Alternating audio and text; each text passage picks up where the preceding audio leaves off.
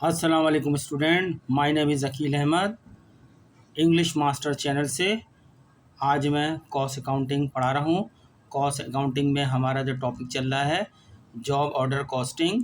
इससे पहले हम जॉब ऑर्डर कॉस्टिंग के 2 लेक्चर रिकॉर्ड करवा चुके हैं जो अपलोड हो चुके हैं। दोनों लेक्चर में हमने जॉब ऑर्डर कॉस्टिंग में जो एंट्रीज बनाई जाती हैं जनरल के अंदर, उनका फॉर्मेट आपके सामने रखा था और बताया था कैसे बनाई जाती हैं। पूरी मुकम्मल तफसील के साथ जॉब ऑर्डर कॉस्टिंग पे हमने बात की थी। थोड़ी बात हमने प्रोसेस कॉस्टिंग पे भी की थी। अगर आपने जो है हमारे दोनों लेक्चर नहीं देखे हैं तो आप जॉब ऑर्डर कॉस्टिंग के दोनों लेक्चर देखें। और बल्कि ये कि कॉस्ट अकाउंटिंग के आगे जितने भी टॉपिक हैं उन सब को जानने के लिए हमारा पहला लेक्चर था जो कॉस्ट अकाउंटिंग के कॉन्सेप्ट थे, उसको समझना बहुत ज़रूरी है। अगर आपको कॉन्सेप्ट समझ में नहीं आएंगे, आपको सॉल्यूशन समझ में नहीं आएगा कैसे हो रहा है, तो उसको ज़रूर देखें। आप कॉस्ट अकाउंटिंग समझने के लिए बेसिक कॉन्सेप्ट को समझें। बेसिक कॉन्सेप्ट समझ में आएगी तो एग्ज़ामिनेशन सवाल आपके आराम से कर सकते हैं। एक मैंने इससे एक सेकंड जो मेरा लेक्चर था शुरू के अंदर कॉस्ट ऑफ गुड्स मैन्युफैक्चर का स्टेटमेंट बनाना सिखाया था कि एग्ज़ाम में अक्सर आता है statement of cost of goods manufacture का कैसे बनता है। उसका मैंने जो है आपको कॉस्ट ऑफ गुड्स सोल्ड भी बनाना सिखाया था और थर्ड उसका आंसर मैं दिया था इनकम स्टेटमेंट कैसे बनाया जाता है। तीनों चीज़ें उसमें बनाई हैं और एग्ज़ाम में आती हैं। लिहाजा आपके लिए ज़रूरी है कि अगर आप खुद से और सीख कर अकाउंटिंग करना चाहते हैं तो आप मेरे शुरू के कॉस्ट अकाउंटिंग के लेक्चर को ज़रूर देखें। जब तक आपको बेसिक समझ में नहीं आएगी आगे मुश्किल पड़ती जाएगी। एक टेक्निकल शोबा होता है अकाउंटिंग। हर आदमी इसको लेक्चर को देख के नहीं समझ सकता, बाकायदा उसकी बेसिक कॉन्सेप्ट को जानना ज़रूरी है। समझ लें, accounting is not the name of रट्टा, रट्टे का नाम नहीं है। अकाउंटिंग अंडरस्टैंडिंग करनी है, उसको अच्छी तरह समझना है, जब ही कर सकते हैं। फ़र्ज़ करें अगर आप बीकॉम कर भी लेते हैं तो बीकॉम करने का फ़ायदा क्या होगा? जब आप किसी ऑर्गेनाइजेशन के अंदर जॉब के लिए देंगे इंटरव्यू और टेस्ट, तो आपसे डायरेक्टली पूछा जाएगा, सवालत किए जाएंगे, तो आप जवाब नहीं दे पाएंगे, जॉब मिलना मुश्किल हो जाएगी। चलें एग्जामिनेशन टेस्ट पास कर लेते हैं, इंटरव्यू में क्या करेंगे? इंटरव्यू में डायरेक्ट सवाल किए जाते हैं। जो मैं लेक्चर दे रहा हूँ यहाँ पे, मैं बिल्कुल वो तमाम बातें बेसिक बता रहा हूँ जो अक्सर इंटरव्यू में भी पूछी जाती हैं। इसलिए आप मेरी बातों को जो है बार बार देखें, बार बार सुने। आपका बीकॉम करने के बाद जॉब बआसानी लेना आसान हो जाएगी। मैं एक प्रोफेशनल बंदा हूँ, एक आम सा स्टूडेंट नहीं पढ़ा रहा है, प्रोफेशनल तजर्बाकार बंदा आपको ये अकाउंटिंग पढ़ा रहा हूँ। तो आप जो हैं इन तमाम चीज़ों पे गौर करें, जो मैं बता रहा हूँ बहुत इंपॉर्टेंट है आपके लिए। चलें, मैंने अभी खुद से बनाया है सवाल, किताबी सवाल नहीं है। जिस तरह मैंने आपको फॉर्मेट दिया है उसके मुताबिक मैंने खुद से ही ये क्वेश्चन लिखा है ताकि आपको समझा सकूं। जब भी मेरे पास पेपर नहीं है आपका क्वेश्चन का अकाउंटिंग का, जैसे मेरे पास पेपर या कोई सवाल आता है तो मैं उसको भी हल करूँगा। लेकिन अभी फ़िलहाल मैंने खुद से सवाल बना के आपको जो मैंने अभी फॉर्मेट सिखाए थे एंट्री के, वो आपको बता रहा हूँ हल करके। क्वेश्चन पढ़ते हैं यहाँ पे। क्वेश्चन में है फॉलोइंग रिकॉर्ड्स या इंफॉर्मेशन, सवाल में लिख देते हैं फॉलोइंग रिकॉर्ड्स या information were taken, were extracted, taken माने एक्सट्रैक्टेड, ली गई हैं, हासिल की गई हैं फ्रॉम फर्नीचर मार्ट्स, ये कारोबार का नाम दे दिया है furniture marts, for the month of January 2023। ये फर्नीचर मार्ट्स वाले फर्नीचर बनाते हैं कस्टमर की रिक्वायरमेंट के मुताबिक। कस्टमर जिस तरह का स्पेसिफिकेशन देता है, ऑर्डर देता है, उसके मुताबिक अपना फर्नीचर बना के उसको हैंड ओवर कर देते हैं, जितना टाइम देते हैं उस टाइम के अंदर। ठीक है, तो उसकी अकाउंटिंग रिकॉर्ड में जर्नल एंट्री किस तरह बनाई जाती है वो हम आज आपको सिखाएंगे। एग्ज़ाम में यही पूछी जाती हैं। मैं तो ज़्यादा एंट्रियाँ बना के आपको सिखा रहा हूँ, एग्ज़ाम में चंद ट्रांजिशन आएंगी वो आपने बनानी है। इसलिए आप मेरे 2-3 सवाल ऐसे सामने आएंगे तो आप आसानी से कर सकते हैं। ठीक है, समझ लें, जिनका जो कोचिंग सेंटर में आज तक नहीं गए उनका यही कोचिंग सेंटर है, यहीं से सीख सकते हैं। अगर आपको कोई बात समझ में नहीं आती आप मुझे मैसेज करें तो मैं मैसेज से आपको बता दूंगा कि ये इसमें क्यों ये एंट्री की गई है। चलते हैं स्टूडेंट, पढ़ते हैं ट्रांजेक्शन को। पहली ट्रांजेक्शन नंबर है, यानी पहली इन्फॉर्मेशन या ट्रांजेक्शन जो हमारे पास है वो है purchase raw materials on account. On account means यहाँ पर ये लफ्ज़ इम्पोर्टेंट होता है अकाउंटिंग जब हम करते हैं तो ऑन अकाउंट का मतलब होता है उधार में, ऑन क्रेडिट के अंदर, यानी इसमें कैश पे नहीं किया, सामान तो ख़रीद के लिया है लेकिन कैश पे नहीं करा, वादा कर लिया है कुछ टाइम के बाद पेमेंट कर देंगे, तो उधार में हमने रॉ मटेरियल परचेज़ किया है। यहाँ इन्होंने अमाउंट नहीं बताया इसके अंदर, उसकी दो ए और बी करके इन्फॉर्मेशन दे दी है कि आपने इसमें से डायरेक्ट रॉ मटेरियल कितने रुपए का परचेज़ किया है। यहाँ बताया 3,20,000 320,000 रुपीज़ का you have purchase direct raw material, you have purchase direct raw material of rupees 320,000। ठीक है, आपने डायरेक्ट रॉ मटेरियल ख़रीदा है 3,20,000 रुपये का ना। आप अब बी के अंदर आपको बताया है you have purchase in direct raw material of rupees 20,000, you have purchase in direct raw material of rupees 20,000, आपने 20,000 रुपये का इनडायरेक्ट रॉ मटेरियल ख़रीदा है। इन रॉ मटेरियल की दोनों इन्फॉर्मेशन आपके पास मौजूद हैं, डायरेक्ट वाली भी और इनडायरेक्ट भी। आप जो प्रोडक्ट बनाना चाह रहे हैं उसके अंदर इनडायरेक्ट रॉ मटेरियल की भी ज़रूरत है और डायरेक्ट रॉ मटेरियल की ज़रूरत है। डायरेक्ट रॉ मटेरियल हम बता चुके हैं, वो होता है जो जिससे प्रोडक्ट बनाई जाती है, और इनडायरेक्ट रॉ मटेरियल वो होता है जो प्रोडक्ट बनाने में सपोर्ट करता है, बहुत छोटी छोटी क्वांटिटी का होता है, इसलिए उसको हम अलग से मेजर नहीं कर सकते। प्रोडक्ट के ऊपर वॉल्यूम में ख़रीदा जाता है और उसकी जो है कितनी लगती है मिकदार, उसका हम अंदाज़ा नहीं कर पाते एक प्रोडक्ट में कितनी अंदाज़ होती है, इसलिए इसको एक परसेंटेज के मुताबिक हम जो है जो अप्लाइड करते हैं उसमें ले लेते हैं कि जॉब पे कितना लगा है। ये जॉब मीन काम। इंफॉर्मेशन नंबर 2 यानी entry number 2, transaction number 2, return direct raw materials to the supplier. Supplier वो होता है जिससे हम उधार में ख़रीदते हैं या कैश में ख़रीदते हैं। एज डिफेक्टिव की बुनियाद पर आपने कुछ रॉ मटेरियल सप्लायर दुकानदार को वापस कर दिया 5,000 रुपये का। जब घर पे लाके चेक किया था तो उसमें से कुछ डायरेक्ट रॉ मटेरियल ख़राब था, 5,000 रुपये का आपने सप्लायर को वापस कर दिया, तो इसकी एंट्री क्या बनेगी वो हम बनाएंगे। हमने वैसे फॉर्मेट में बना के आपको दी भी है सारी एंट्री। नंबर 3, इंफॉर्मेशन नंबर 3 या एंट्री नंबर 3 या रिकॉर्ड नंबर 3 या ट्रांजिशन नंबर 3, कुछ भी आप कहना चाहें तो कह सकते हैं। Direct raw material use on the job in production. Production के अंदर जो प्रोडक्शन डिपार्टमेंट है उसने जनरल डिपार्टमेंट से कहा कि हमें 2,80,000 रुपये का रॉ मटेरियल दे दें, प्रोडक्शन में ज़रूरत है, तो जनरल डिपार्टमेंट ने प्रोडक्शन डिपार्टमेंट को जो उसकी रिक्वायरमेंट थी वाला डायरेक्ट रॉ मटेरियल 2,80,000 का दे दिया है।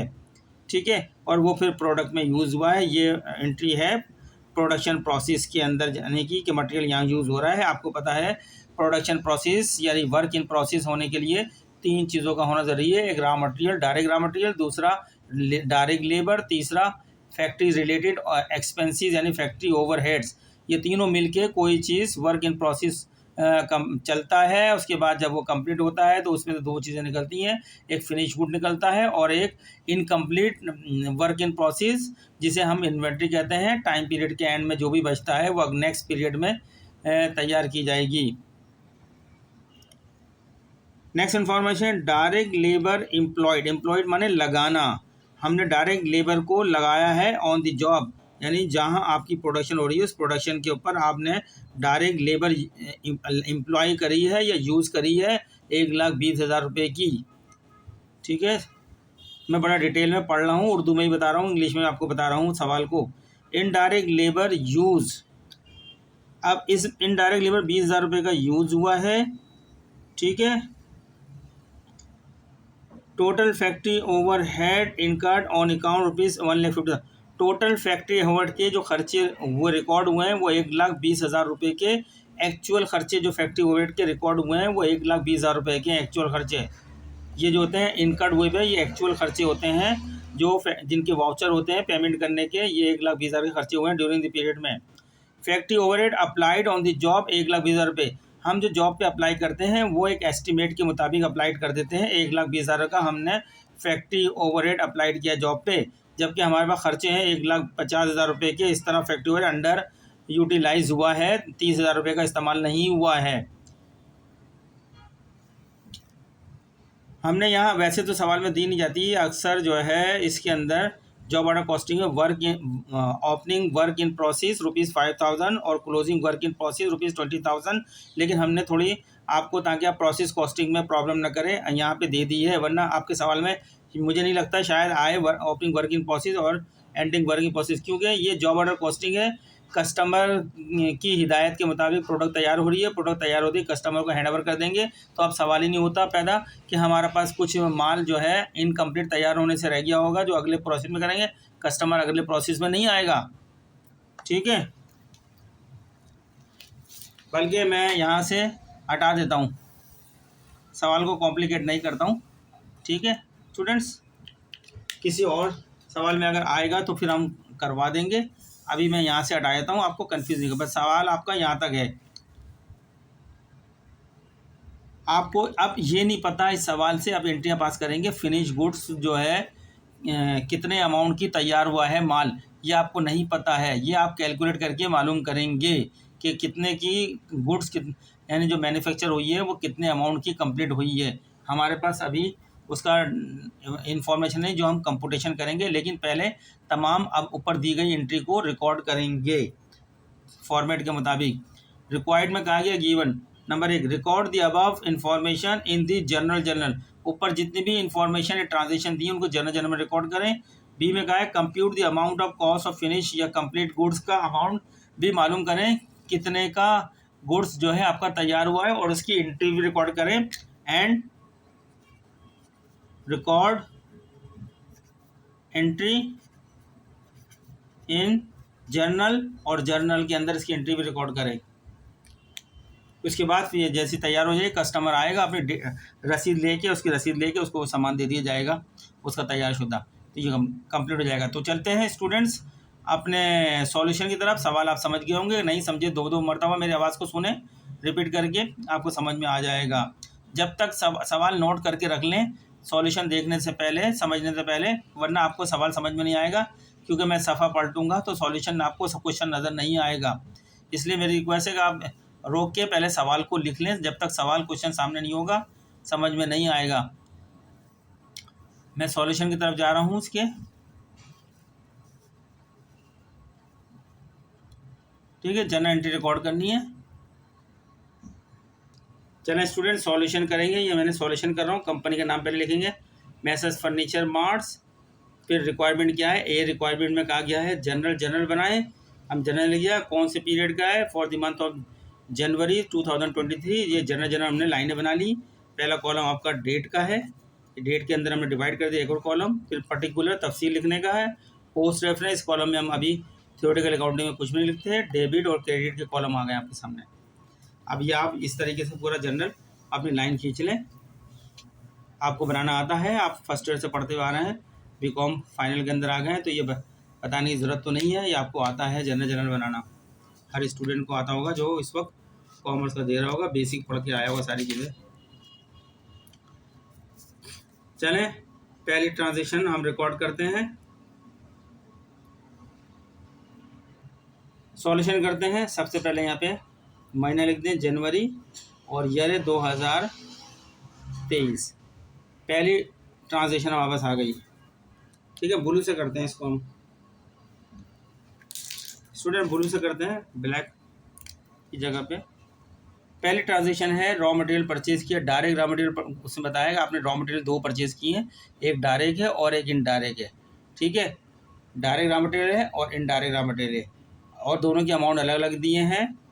डायरेक्ट रॉ मटेरियल को डेबिट करेंगे, डायरेक्ट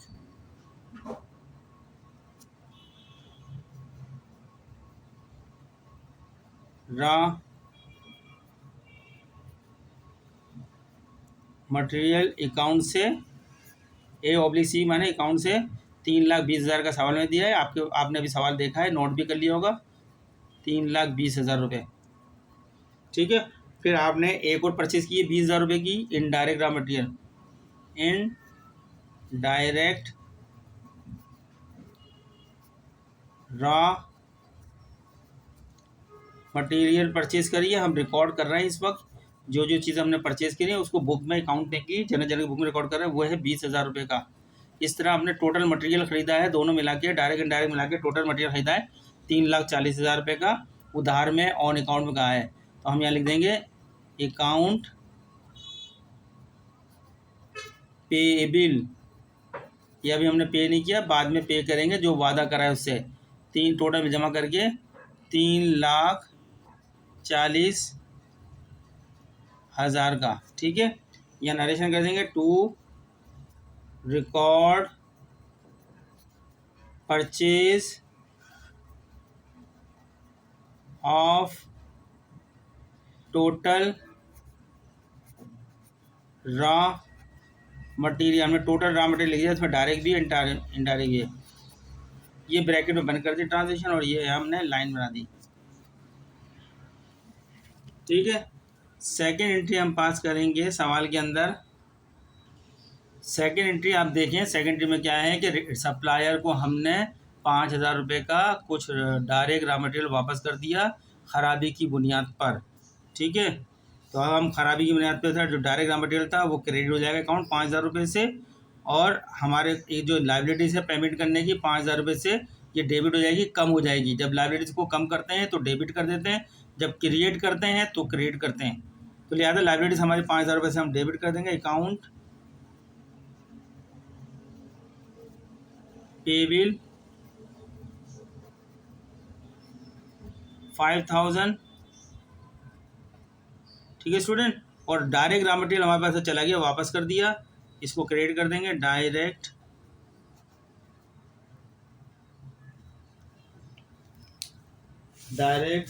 मैं पेन चेंज करता हूँ, पेन मेरा इंक हल्की हो रही है, दूसरा पेन लेता हूँ। डायरेक्ट, ये सही है, रॉ मटेरियल अकाउंट 5,000 रुपये का ये चला गया, वापस कर दिया डिफेक्टिव की बुनियाद पर सप्लायर को। नरेशन लेंगे, to record return of direct raw material. ये एंट्री बना दी, ये एंट्री है 3 जो हमने बनाई हैं, सब हमारे फॉर्मेट के अंदर मौजूद हैं, जो मैंने आपको फॉर्मेट बना के दिया है। सिर्फ आपको फॉर्मेट की एंट्री लिखनी है, अमाउंट लिखना है। ट्रांजेक्शन को थोड़ा सा खुद समझना है, थोड़ी बहुत अंग्रेजी आपको आती होगी, समझ में आ जाएगी। मेरे लेक्चर को बार बार देखेंगे तो आपको पेपर के सवाल भी आप कर लेंगे। चलें नेक्स्ट थर्ड एंट्री की तरफ चलते हैं। चलें क्वेश्चन आपके सामने लेकर आता हूँ, एक बार फिर दिखाता हूँ। हमने फर्स्ट एंट्री कर दी है, डायरेक्ट रॉ मटेरियल को रिकॉर्ड कर दिया है यहाँ पे हमने आपके पास। सेकंड एंट्री में रिटर्न आया था, डायरेक्ट रॉ मटेरियल जो है सप्लायर को वापस कर दिए। अब थर्ड एंट्री में डायरेक्ट रॉ मटेरियल यूज़, इसकी एंट्री पास करें। On the job in production के अंदर, प्रोडक्शन के अंदर 2,80,000 रुपये का डायरेक्ट रॉ मटेरियल यूज़ हुआ है। हमने ख़रीदा था 3,20,000 रुपये का, और इस्तेमाल हुआ है 2,20,000 रुपये का, ठीक है स्टूडेंट्स। बनाते हैं इस एंट्री को और देख लें एंट्री एक नज़र, फिर मैं नीचे कर देता हूँ, फिर आपको नहीं दिखाऊंगा। यहाँ मैंने एक एंट्री और ऐड कर दी थी, इनडायरेक्ट रॉ मटेरियल यूज़ ₹5,000 का। प्रोडक्शन के अंदर जब यूज़ होता है तो प्रोडक्शन के अंदर यूज़ होता है, वो 5,000 का हुआ था। यहाँ एक इजाफा कर दिया था एंट्री का, जो आपको पहले नज़र नहीं आया होगा, ठीक है। एक बार सवाल मैंने फिर दिखा दिया। थर्ड नंबर की एंट्री करने जा रहा हूँ मैं। ये थर्ड नंबर पढ़ के बता दिया, direct raw material use on the job in production ₹2,80,000 रुपये का। चलते हैं जॉब की तरफ, एंट्री करने की तरफ। ये हमने तीसरी एंट्री बनाई है, चूँकि प्रोडक्शन प्रोसेस शुरू हो गया है, डायरेक्ट रॉ मटेरियल प्रोडक्शन में चला गया है 2,80,000 का। तो जैसे ही प्रोडक्शन में जाएगा तो हम एंट्री पास करेंगे, work in process account debit करेंगे 2,80,000 से, और जो डायरेक्ट रॉ मटेरियल हमारे पास रखा था अब वो यूज़ चला गया, प्रोडक्शन हो गया, इसलिए वो कम हो गया है, उसको क्रेडिट कर दिया 2,80,000 रुपये का, ठीक। अब फोर्थ एंट्री की तरफ चलते हैं। चौथी एंट्री में डायरेक्ट लेबर की है, 1,20,000 रुपये की। जॉब में डायरेक्ट लेबर इस्तेमाल हुई है, काम पे जो लगे हैं जॉब के ऊपर, वो 1,20,000 रुपये खर्चा आया है डायरेक्ट लेबर का। तो लिहाजा डायरेक्ट लेबर भी जॉब पर लग गई, तो ये एक और वर्क इन प्रोसेस आ जाएगा, वर्क इन प्रोसेस डेबिट 1,20,000 रुपये। और यहाँ हम डायरेक्ट लेबर का लफ्ज़ इस्तेमाल नहीं करेंगे, उसकी जगह इस्तेमाल करते हैं पे रोल। पे रोल 1,20,000, डायरेक्ट लेबर की जगह पे हम पे रोल इस्तेमाल कर लेते हैं फैक्ट्री अकाउंटिंग के अंदर। यहाँ नरेशन कर देंगे, to record work in process account. अब 2 मरतबा वर्क इन प्रोसेस आ गया, एक तीसरा वर्क इन प्रोसेस रह गया है। 3 वर्क इन प्रोसेस अकाउंट बनते हैं, 3 आइटम पुट होते हैं जॉब के प्रोसेस में। चलें 5वीं एंट्री रिकॉर्ड करेंगे, देखते हैं क्या है। स्टूडेंट्स, ये वर्क इन प्रोसेस की एंट्री 1,20,000 होगी, क्योंकि फैक्ट्री ओवरहेड अप्लाइड हो चुका है। 1,20,000 का जॉब पर लग गया है, 1,20,000 रुपये का। ये आपको अक्सर सवाल में परसेंटेज लिख दी जाती है और उसकी बेस बता दी जाती है, या तो मशीन आवर्स के ऊपर होती है, या आपकी लेबर आवर्स के ऊपर होती है, या फिर डायरेक्ट रॉ मटेरियल या मटेरियल के ऊपर होती है। जिस के ऊपर परसेंटेज बताएंगे उसके ऊपर परसेंटेज अप्लाई करके अमाउंट मालूम कर लेंगे और ये एंट्री बना देंगे। ठीक है। इसके बाद आपको 8वें में दिए है कि इनडायरेक्ट रॉ मटेरियल यूज़ हुआ है जॉब पर, तो इनडायरेक्ट रॉ मटेरियल जो जॉब पर यूज़ हुआ है उसकी अभी हम एंट्री नहीं बनाएंगे, क्योंकि हमारे पास फैक्ट्री ओवरहेड इनकर्ड जो दे दिया था, एक्चुअल खर्चे दे दिए थे 1,50,000 के, उसमें ये ऑलरेडी शामिल है। इनडायरेक्ट लेबर भी, इनडायरेक्ट मटेरियल भी, तो लिहाजा उसका अमाउंट इसमें आ गया है, उसकी अलग से एंट्री बनाने की जरूरत नहीं है। अगर हमें ये नहीं पता होता, इनकर्ड का नहीं पता होता, फिर हम इनडायरेक्ट लेबर की जो हम 9 एंट्री थी वो भी बनाते और ये भी बनाते, अमाउंट को रिकॉर्ड करते। अब रिकॉर्ड के अंदर आ गया वो अमाउंट। अब आखिरी एंट्री बनाएंगे हम फिनिश गुड्स की। हमारी एंट्री बनेगी फिनिश गुड की, क्या बनेगी, फिनिश गुड्स डेबिट करेंगे। अभी अमाउंट हम कंप्यूट करेंगे और ये वर्क इन प्रोसेस जो आ रहा है इस अकाउंट को कम कर देंगे। Work in process account credit कर देंगे और यहाँ लिख देंगे नरेशन लिख देंगे to record finish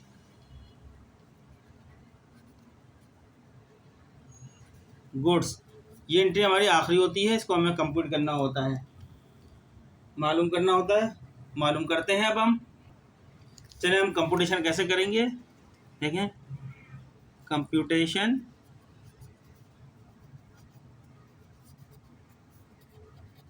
for finish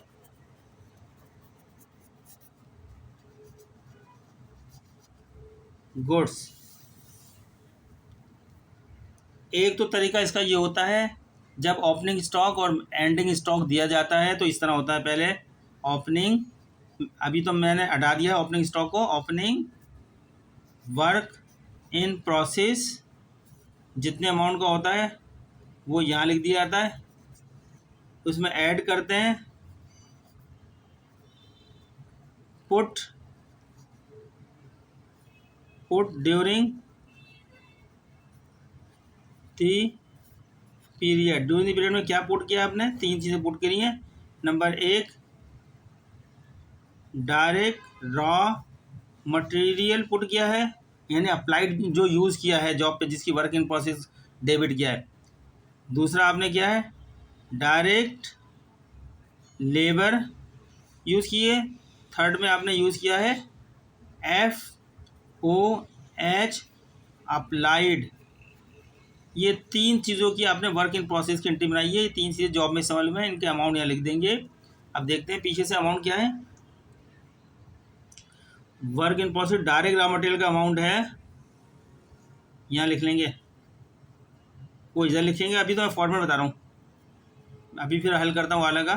फिर डायरेक्ट लेबर का जो अमाउंट है वो भी इधर लिखेंगे। FOH जो अप्लाइड हुआ है इसका जो अमाउंट है वो भी इधर लिखेंगे। इन चीज़ों को जमा करके इधर करेंगे, इन दोनों को जमा कर लेंगे। ओपनिंग स्टॉक और ये पुट किया है, तो ये जो अमाउंट आएगा इसको हम कहेंगे टोटल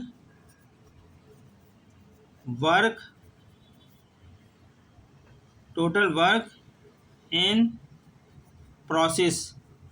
इसमें से हम लेस करेंगे लेस कर देंगे, इसमें से हम लेस कर देंगे work in process ending inventory, जितना भी होगा वो माइनस कर देंगे। जो हमारे पास आएगा ये सारा का सारा फिनिश हो गया, ये फिनिश गुड्स आ जाएंगे।